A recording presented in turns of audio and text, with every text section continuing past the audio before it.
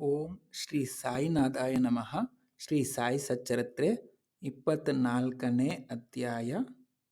ಬಾಬಾ ಅವರ ಹಾಸ್ಯ. ಪುಟಾಣಿ ಲೀಲೆ. ಸುಧಾಮ, ಅನ್ನಾ ಚಿಂಚಿನೀಕರ್ ಮತ್ತು ಮಾವಿಸಿ ಬಾಯಿ ಭಕ್ತರ ಅಧೀನ. ಇಂತಹದನ್ನು ಮುಂದೆ ಹೇಳುತ್ತಾನೆ ಎಂದು ಹೇಳುವುದು ಒಂದು ತರದ ಅಹಂಕಾರವೇ ಸರಿ. ಅಹಂಕಾರವನ್ನು ಗುರುವಿನ ಪಾದಗಳಿಗೆ ಅರ್ಪಿಸದಿದ್ದರೆ ನಮ್ಮ ಕಾರ್ಯದಲ್ಲಿ ನಾವು ಜಯಶಾಲಿಗಳಾಗುವುದಿಲ್ಲ. ಅಹಂಕಾರ ರಹಿತರಾದರೆ ಮಾತ್ರ ನಮಗೆ ಜಯ ಖಂಡಿತ. ಸಾಯಿಬಾಬಾ ಅವರ ಆರಾಧನೆಯಿಂದ ಪ್ರಾಪಂಚಿಕ ಮತ್ತು ಪಾರಮಾರ್ಥಿಕ ಸುಖಗಳನ್ನು ಹೊಂದಬಹುದು ಮತ್ತು ಶಾಂತಿ ಪಡೆಯಬಹುದು. ಯಾರಿಗೆ ಇವುಗಳನ್ನು ಸಾಧಿಸಬೇಕೆಂಬ ಆಶೆ ಇರುವುದೋ ಅಂದವರು ಸಾಯಿಬಾಬಾ ಅವರ ಲೀಲೆಗಳನ್ನು ಶ್ರವಣ ಮಾಡಿ ಧ್ಯಾನಿಸಬೇಕು. ಇದನ್ನು ಅಭ್ಯಾಸ ಮಾಡಿದರೆ ಗುರಿ ಸಾಧಿಸುವಂತೆ. ಸಾಮಾನ್ಯವಾಗಿ ಹಾಸ್ಯ ಮತ್ತು ವಿನೋದವೆಂದರೆ ಎಲ್ಲರಿಗೂ ಪ್ರಿಯವಾದದ್ದು. ಆದರೆ ತಾವೇ ಹಾಸ್ಯಕ್ಕೆ ಗುರಿಯಾಗಲು ಯಾರೂ ಇಷ್ಟಪಡುವುದಿಲ್ಲ. ಬಾಬಾ ಅವರ ರೀತಿ ವಿಚಿತ್ರವಾಗಿತ್ತು. ಅವರ ವಿನೋದಗಳು ಬೋಧಪ್ರದವಾಗಿಯೂ ಮನೋರಂಜಕವಾಗಿಯೂ ಇದ್ದವು. ಆದ್ದರಿಂದ ಭಕ್ತರು ಅನ್ಯದಾ ಭಾವಿಸುತ್ತಿರಲಿಲ್ಲ. ತಮಗೆ ಸಂಬಂಧಿಸಿದ ಇಂದ ಒಂದು ಕಥೆಯನ್ನು ಈ ರೀತಿ ಹೇಮಾಡ್ ಪಂತರು ವಿವರಿಸಿದ್ದಾರೆ. ಪುಟಾಣಿ ಲೀಲೆ. ಪ್ರತಿ ಭಾನುವಾರ ಶಿರಡಿಯಲ್ಲಿ ಸಂತೆ ನಡೆಯುತ್ತಿತ್ತು. ಆ ದಿನ ಮಸೀದಿಯಲ್ಲಿ ಸಹ ಜನಜಂಗುಳಿ ನೆರೆದಿರುತ್ತಿತ್ತು. ಒಂದು ಭಾನುವಾರ ಹೇಮಾಡ್ ಪಂತರು ಬಾಬಾ ಅವರ ಮುಂದೆ ಕುಳಿತು ಅವರು ಕಾಲುಗಳನ್ನು ಒತ್ತುತ್ತಿದ್ದರು. ಶ್ಯಾಮ ಅವರು ಬಾಬಾ ಅವರ ಎಡಗಡೆಗೂ ವಾಮನರಾವ್ ಬಾಬಾ ಅವರ ಬಲಗಡೆಗೂ ಕುಳಿತಿದ್ದರು. ಬಾಪು ಸಾಹೇಬ್ ಬೋಟಿ ಮತ್ತು ಕಾಕಾ ಸಾಹೇಬ್ ದೀಕ್ಷಿತ್ ಅವರು ಸಹ ಹಾಜರಿದ್ದರು. ಆಗ ಶ್ಯಾಮ ಹೇಮಾಡ್ ಪಂತರನ್ನು ನೋಡಿ ನಗುತ್ತಾ, "ಇದೇನು, ನಿನ್ನ ಕೋಟಿನ ತೋಳುಗಳಿಗೆ ಕಾಲುಗಳು ಹತ್ತಿವೆ" ಎಂದು ಕೇಳಿದರು. ಆಗ ಹೇಮಾಡ್ ಪಂತರು ತಮ್ಮ ತೋಳನ್ನು ಅಲ್ಲಾಡಿಸಿದರು. ಆಗ ಕೆಲವು ಪುಟಾಣಿ ಕಾಲುಗಳು ಉರುಳಿ ಕೆಳಗೆ ಬಿದ್ದವು. ಎಲ್ಲರೂ ಅವುಗಳನ್ನು ಆರಿಸಲು ಆರಂಭ ಮಾಡಿದರು. ಪುಟಾಣಿ ಕಾಲುಗಳು ತೋಳುಗಳಲ್ಲಿ ಹೇಗೆ ಸೇರಿಕೊಂಡವು ಎಂದು ಎಲ್ಲರಿಗೂ ಆಶ್ಚರ್ಯವಾಯಿತು. ಹೇಮಾಡ್ ಪಂತರು ಸಹ ಆಲೋಚಿಸಿ ವಿಫಲರಾದರು. ನಂತರ ಈ ರೀತಿ ಸಂಭಾಷಣೆ ನಡೆಯಿತು. ಬಾಬಾ, ಯಾರಿಗೂ ಕೊಡದೆ ತಾನು ಒಬ್ಬನೇ ತಿನ್ನುವ ಅಭ್ಯಾಸವಿಟ್ಟುಕೊಂಡಿದ್ದಾನೆ ಈ ಹೇಮಾಡ್ ಪಂತ. ಈ ದಿವಸ ಸಂತೆ, ಆದ್ದರಿಂದ ಕಾಲುಕೊಂಡು ತಿನ್ನುತ್ತಾ ಬಂದಿದ್ದಾನೆ. ಅದು ನನಗೆ ಗೊತ್ತು. ಈ ಕಾಲುಗಳೇ ಸಾಕ್ಷಿ. ಇದರಲ್ಲಿ ಆಶ್ಚರ್ಯವೇನು? ಹೇಮಾಡ್ ಪಂತ: ಬಾಬಾ, ನಾನು ಒಬ್ಬಂಟಿಗನಾಗಿ ತಿನ್ನುವುದನ್ನೇ ಅರಿಯೆನು. ನನ್ನ ಮೇಲೆ ಅಪವಾದವೇಕೆ? ನಾನು ಇದುವರೆಗೂ ಸಂತೆಯನ್ನೇ ನೋಡಿಲ್ಲ, ಸಂತೆಗೆ ಹೋಗಿಯೂ ಇಲ್ಲ. ಆದ್ದರಿಂದ ನಾನು ಪುಟಾಣಿ ಕೊಲ್ಲಲು ಹೇಗೆ ಸಾಧ್ಯ? ಪುಟಾಣಿಯನ್ನು ನಾನು ತರದೇ ಇದ್ದಾಗ ನಾನೊಬ್ಬನೇ ತಿನ್ನುವ ಪ್ರಶ್ನೆ ಹೇಗೆ ಬರುತ್ತದೆ? ನನ್ನೊಡನೆ ಇರುವವರಿಗೆ ಹಂಚದೆ ನಾನು ಏನನ್ನೂ ತಿನ್ನುವುದಿಲ್ಲ. ಬಾಬಾ: ಹೌದು, ನೀನು ನಿನ್ನೊಡನೆ ಇರುವವರಿಗೆಲ್ಲ ಹಂಚಿ ತಿನ್ನುವೆ ಎಂಬುದು ನಿಜ. ಯಾರೂ ನಿನ್ನ ಸಮೀಪದಲ್ಲಿ ಇಲ್ಲದಿದ್ದರೆ ಏನು ಮಾಡುವೆ? ತಿನ್ನುವ ಮೊದಲು ನನ್ನನ್ನು ಜ್ಞಾಪಿಸಿಕೊಳ್ಳುವೆಯಾ? ನನಗೇನಾದರೂ ಕೊಡುವೆಯಾ? ನೀತಿ. ಇದರಿಂದ ಬಾಬಾ ಯಾವ ನೀತಿಯನ್ನು ಹೇಳಿದ್ದಾರೆಂಬುದನ್ನು ಗಮನಿಸೋಣ. ನಮ್ಮ ಇಂದ್ರಿಯಗಳು ವಿಷಯಗಳಿಂದ ಸಂತೋಷಪಡುವ ಮುನ್ನ ನಾವು ಪರಮಾತ್ಮನನ್ನು ಸ್ಮರಿಸಬೇಕು. ಇಂದ್ರಿಯಗಳು ಅಭಿಲಾಷೆ ಇರದೆ ಇರಲಾರವು. ಆದರೆ ವಿಷಯಗಳನ್ನು ಮೊದಲು ಗುರುವಿಗೆ ಅರ್ಪಣೆ ಮಾಡಿದರೆ ಅವುಗಳಲ್ಲಿ ನಮಗೆ ಮೋಹ ಉಂಟಾಗುವುದಿಲ್ಲ. ಈ ರೀತಿ ಆಶೆ, ಕೃಪಣತೆ, ಕೋಪ ಎಂಬ ವೃತ್ತಿಗಳನ್ನು ಮೊದಲು ಗುರುವಿಗೆ ಅರ್ಪಿಸಿದರೆ ದೇವರು ನಮಗೆ ಸಹಾಯವೇ ಸಾಗುತ್ತಾನೆ. ವಿಷಯವನ್ನು ಭೋಗಿಸುವ ಮೊದಲೇ ನಮ್ಮ ಹತ್ತಿರವೇ ಇರುವ ಬಾಬಾ ಅವರನ್ನು ಸ್ಮರಿಸಿದರೆ ವಿಷಯವೂ ಭೋಗ್ಯಾರ್ಹವಲ್ಲದಿದ್ದರೆ ಅದನ್ನು ತಿರಸ್ಕರಿಸುವ ಪರಿಜ್ಞಾನ ಉಂಟಾಗುವುದು. ಆಗ ನಮ್ಮ ಕೆಟ್ಟ ಭಾವನೆಗಳು ದೂರವಾಗಿ ಶಾಂತಿ ದೊರೆಯುತ್ತದೆ. ಆಗ ಗುರುವಿನಲ್ಲಿ ಪ್ರೀತಿ ಜನಿಸಿ ಜ್ಞಾನವು ತಾನಾಗಿಯೇ ಉಕ್ಕುತ್ತದೆ. ಜ್ಞಾನ ಉದಯವಾದರೆ ಈ ದೇಹ ಸ್ಮೃತಿ ಎಂಬ ಬಂಧನದಿಂದ ಮುಕ್ತವಾಗಿ ನಮ್ಮ ಬುದ್ಧಿಯು ಚೈತನ್ಯ ಸ್ಮೃತಿಯಲ್ಲಿ ಲೀನವಾಗುತ್ತದೆ. ಆಗ ನಾವು ಹರ್ಷ ಮತ್ತು ತೃಪ್ತಿಯನ್ನು ಪಡೆಯುತ್ತೇವೆ. ಆಗ ಗುರುವಿಗೂ ಪರಮಾತ್ಮನಿಗೂ ವ್ಯತ್ಯಾಸ ಕಂಡು ಬರುವುದಿಲ್ಲ. ಆದ್ದರಿಂದ ಈ ಭೇದ ಭಾವ ಬದಿಗಿಟ್ಟು ದೇವರು ಮತ್ತು ಗುರು ಇವರು ಒಂದೇ ಎಂಬ ಭಾವನೆಯಿಂದ ಮೇಲೆ ಹೇಳಿದ ರೀತಿಯಲ್ಲಿ ಗುರುವಿನ ಸೇವೆ ಮಾಡಿದರೆ ಪರಮಾತ್ಮನು ಮೆಚ್ಚಿ ನಮಗೆ ಆತ್ಮಜ್ಞಾನವನ್ನು ದಯಪಾಲಿಸುತ್ತಾನೆ. ಸಂಕ್ಷಿಪ್ತವಾಗಿ ಹೇಳುವುದಾದರೆ ಯಾವ ವಸ್ತುವನ್ನು ಗುರುವಿನ ಸ್ಮರಣೆ ಇಲ್ಲದೆ ಇಂದ್ರಿಯಗಳಿಗೆ ಅರ್ಪಿಸಬಾರದು. ನಮ್ಮ ಮನಸ್ಸು ಈ ರೀತಿ ತಯಾರಾದರೆ ನಮಗೆ ಯಾವಾಗಲೂ ಬಾಬಾರವರ ನೆನಪು ಬಂದು ನಮ್ಮ ಧ್ಯಾನವು ಶೀಘ್ರದಲ್ಲಿ ಬೆಳೆಯುವುದು. ಬಾಬಾ ಅವರ ಸಗಣ ರೂಪವು ನಮ್ಮದೇ ಆಗುವವು. ಈ ರೀತಿ ಬಾಬಾ ಅವರ ರೂಪವನ್ನು ನಮ್ಮ ಮಾನಸಿಕ ದೃಷ್ಟಿಯಲ್ಲಿ ನೆಲೆಗೊಳಿಸಿದಾಗ ಹಸಿವು, ತೃಷೆ ಮತ್ತು ಸಂಸಾರದ ಸುಖವೆಲ್ಲವೂ ಮಾಯವಾಗಿ ನಮಗೆ ಶಾಂತಿ ದೊರೆಯುತ್ತದೆ. ಸುಧಾಮ ಈ ಮೇಲಿನ ಕಥೆಯನ್ನು ಹೇಳುತ್ತಿರುವಾಗ ಹೇಮಂತ್ ಪಂತರಿಗೆ ಇದೇ ನೀತಿಯನ್ನು ನಿರೂಪಿಸಿದ ಸುಧಾಮನ ಕಥೆ ನೆನಪಿಗೆ ಬಂದು ಅದನ್ನು ಈ ರೀತಿ ವಿವರಿಸುತ್ತಾರೆ.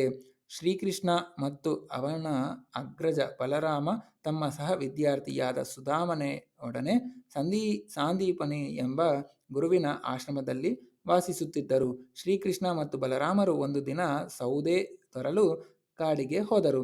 ಆಗ ಋಷಿಪತ್ನಿಯು ಮೂವರಿಗೂ ಸಾಕಾಗುವಷ್ಟು ಕಡಲೆ ಬೀಜ ಕೊಟ್ಟು ಸುಧಾಮನನ್ನು ನಂತರ ಕಳುಹಿಸಿದಳು. ಶ್ರೀಕೃಷ್ಣನು ಸುಧಾಮನನ್ನು ಕಾಡಿನಲ್ಲಿ ಸಂಧಿಸಿ, ದಾದಾ, ಬಹಳ ಬಾಯಾರಿಕೆಯಾಗಿದೆ, ನನಗೆ ನೀರು ಬೇಕು ಎಂದನು. ಅದಕ್ಕೆ ಸುಧಾಮನು, ಹೊಟ್ಟೆ ಬರಿದಾಗಿರುವಾಗ ನೀರು ಕುಡಿಯಬಾರದು, ಸ್ವಲ್ಪ ಹೊತ್ತು ವಿಶ್ರಮಿಸಿಕೋ ಎಂದು ಹೇಳಿದನು. ನಾನು ಕಡಲೆ ತಂದಿದ್ದೇನೆ, ತೆಗೆದುಕೋ ಎಂದು ಆತ ಹೇಳಲೇ ಇಲ್ಲ. ಶ್ರೀಕೃಷ್ಣನು ಆಯಾಸವಾಗಿದ್ದರಿಂದ ಸುಧಾಮನ ತೊಡೆಯ ಮೇಲೆ ಮಲಗಿದನು. ಇದನ್ನು ನೋಡಿದ ಸುಧಾಮನು ಕಡಲೆಯನ್ನು ತಿನ್ನಲು ಪ್ರಾರಂಭಿಸಿದನು. ಆಗ ಶ್ರೀಕೃಷ್ಣನು ಎಚ್ಚರವಾಗಿ, ದಾದಾ, ಏನು ತಿನ್ನುತ್ತಿರುವೆ, ಸಪ್ಪಳವೇನು ಎಂದು ಕೇಳಿದನು. ಅದಕ್ಕೆ ಸುಧಾಮನು, ತಿನ್ನುವುದಕ್ಕೇನಿದೆ, ಚಳಿಯಿಂದ ನಡುಗುತ್ತಿದ್ದೇನೆ, ವಿಷ್ಣು ಸಹಸ್ರನಾಮವನ್ನು ಉಚ್ಚರಿಸಲು ಸಹ ಆಗುವುದಿಲ್ಲ ಎಂದನು. ಇದನ್ನು ಕೇಳಿ ಸರ್ವಜ್ಞನಾದ ಕೃಷ್ಣನು, ನಾನೊಂದು ಕನಸನ್ನು ಕಂಡೆ. ಅದರಲ್ಲಿ ಒಬ್ಬನು ಬೇರೆಯವರಿಗೆ ಕೊಟ್ಟು ಪದಾರ್ಥವನ್ನು ಅವರಿಗೆ ತಿಳಿಯದಂತೆ ತಿನ್ನುತ್ತಿದ್ದನು.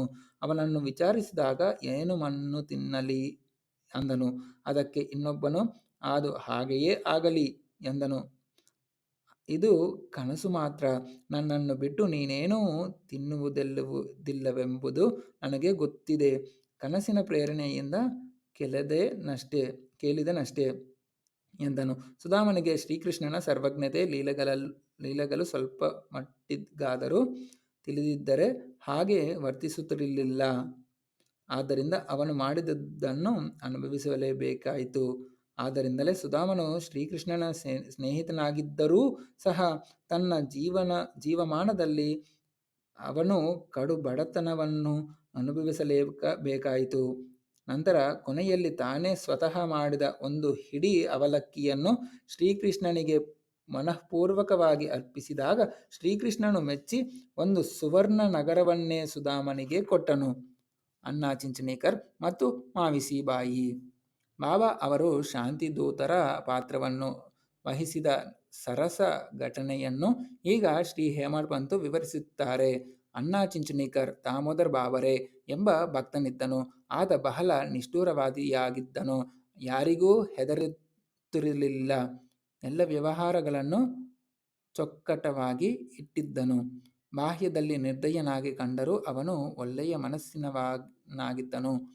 ಆದುದರಿಂದ ಬಾಬಾ ಅವರು ಅವನನ್ನು ಪ್ರೀತಿಸುತ್ತಿದ್ದರು. ಒಂದು ದಿನ ಎಲ್ಲರೂ ತಮ್ಮದೇ ಆದ ರೀತಿಯಲ್ಲಿ ಬಾಬಾ ಅವರ ಸೇವೆ ಮಾಡುತ್ತಿದ್ದರು. ಅಂತೆಯೇ ಚಿಂಚನೇಕರ್ ಸಹ ಬಾಬಾ ಅವರ ಎಡಗೈಯನ್ನು ತಿಕ್ಕುತ್ತಿದ್ದನು. ಬಲಗೈಯನ್ನು ವೇಣುಬಾಯಿ ಕೌಜಲಗಿ ಎಂಬ ಮುದುಕಿಯು ಅವರನ್ನು ಕೆಲವರು ಬಾಬಾ ಅವರ ತಾಯಿ ಎಂದು, ಕೆಲವರು ಮಾವಿಸಿಬಾಯಿ ಎಂದು ಕರೆಯುತ್ತಿದ್ದರು. ತಿಕ್ಕುತ್ತಿದ್ದಳು. ಅವಳ ಆತ್ಮ ಪರಿಶುದ್ಧವಾಗಿತ್ತು. ಅವಳು ಬಾಬಾ ಅವರನ್ನು ತಬ್ಬಿಕೊಂಡು ಅವರ ಹೊಟ್ಟೆಯನ್ನು ತಿಕ್ಕತೊಡಗಿದಳು. ಹೀಗೆ ತಿಕ್ಕುತ್ತಿರುವಾಗ ಹೊಟ್ಟೆ ಮತ್ತು ಚೆನ್ನು ಸೇರಿಕೊಂಡು ಒಂದೇ ಸಮನಾದವು. ಎಡಭಾಗದಲ್ಲಿದ್ದ ಚಿಂಚನೀಕರ್ ಅಲುಗಾಡದೆ ನಿಂತಿದ್ದನು. ತಿಕ್ಕುವ ರಭಸದಲ್ಲಿ ಮಾವಿಸಿಬಾಯಿಯ ಮುಖ ಅತ್ತಿತ್ತ ಹೊರಳಾಡುತ್ತಿತ್ತು. ಹೀಗೆಯೇ ಸೇವೆ ಮಾಡುತ್ತಿದ್ದಾಗ ಮಾವಿಸಿಬಾಯಿಯ ಮುಖವು ಅಣ್ಣ ಅವರ ಮುಖಕ್ಕೆ ತಗುಲಿತು. ಆಗ ಅವಳು, ಈ ಅಣ್ಣ ಬಹುಳ ತುಂಟ, ನನಗೆ ಮುತ್ತಿಡಲು ಪ್ರಯತ್ನಿಸುತ್ತಿದ್ದಾನೆ, ಮುದುಕನಾಗಿದ್ದಾನೆ, ಇವರಿಗೆ ಸ್ವಲ್ಪವೂ ನಾಚಿಕೆ ಇಲ್ಲ ಎಂದು ಟೀಕಿಸಿದಳು. ಇದನ್ನು ಕೇಳಿ ಅಣ್ಣ ಕೋಪಗೊಂಡು, ನೀನು ನನಗೆ ತುಂಟನೆಂದೆಯಾ? ನಾನೇನು ಅಷ್ಟು ಮೂರ್ಖನೇ? ನೀನು ಕಾಲು ಕೆದರಿ ಜಗಳವಾಡುತ್ತಿರುವಿ ಎಂದನು. ಅಲ್ಲಿ ನೆರೆದವರೆಲ್ಲರೂ ಈ ಹಾಸ್ಯವನ್ನು ನೋಡಿ ಆನಂದಿಸುತ್ತಿದ್ದರು. ಬಾಬಾ ಮಾತ್ರ ಇಬ್ಬರನ್ನೂ ಸಮಭಾವದಿಂದ ಕಾಣುತ್ತಿದ್ದರು. ಅವರು ಇಬ್ಬರನ್ನೂ ಸಮಾಧಾನಪಡಿಸಲು ಯತ್ನಿಸಿದರು. ಆಗ ಅವರು ಪ್ರೀತಿಯಿಂದ, ಓ ಅಣ್ಣ, ಅನಾವಶ್ಯಕವಾಗಿ ಯಾಕೆ ಈ ಜಗಳ?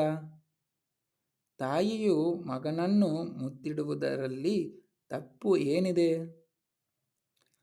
ನನಗರ್ಥವಾಗುವುದಿಲ್ಲ, ಅದರಲ್ಲಿ ಪಾಪವೇನಿದೆ ಎಂದರು. ಇದನ್ನು ಕೇಳಿ ಇಬ್ಬರೂ ಸಮಾಧಾನ ಹೊಂದಿದರು. ಭಕ್ತರ ಆದೀನ. ಬಾಬಾ ತಮ್ಮ ಭಕ್ತರು ತಮ್ಮನ್ನು ಮನಬಂದಂತೆ ಆರಾಧಿಸಲು ಅನುಮತಿ ನೀಡಿದ್ದರು. ಯಾರೂ ಈ ವಿಷಯದಲ್ಲಿ ಹಸ್ತಕ್ಷೇಪ ಮಾಡಲಾಗುತ್ತಿರಲಿಲ್ಲ. ಒಂದು ಉದಾಹರಣೆಯನ್ನು ಕೊಡುವುದಾದರೆ, ಇನ್ನೊಂದು ಸಂದರ್ಭದಲ್ಲಿ ಮಾವಿಸಿಬಾಯಿ ಬಾಬಾರವರ ಹೊಟ್ಟೆಯನ್ನು ತಿಕ್ಕುತ್ತಿದ್ದರು. ಅವಳು ಉಜ್ಜುವ ರಭಸವನ್ನು ನೋಡಿ ಎಲ್ಲರೂ ಗಾಬರಿಗೊಂಡಿದ್ದರು. ಆಗ ಅವರು, ಓ ತಾಯಿ, ಸ್ವಲ್ಪ ಜಾಗರೂಕರಾಗಿ ಹೊಟ್ಟೆ ತಿಕ್ಕಿರಿ, ಇಲ್ಲದಿದ್ದರೆ ನೀವು ಬಾಬಾರವರ ಕರಳುಗಳನ್ನು ಕೀಳುವಿರಿ ಎಂದರು. ಇದನ್ನು ಕೇಳಿದ ಬಾಬಾ ಕೂಡಲೇ ಆಸನದಿಂದ ಎದ್ದು ತಮ್ಮ ಸಟಕ ನೆಲಕ್ಕೆ ಹೊಡೆದರು.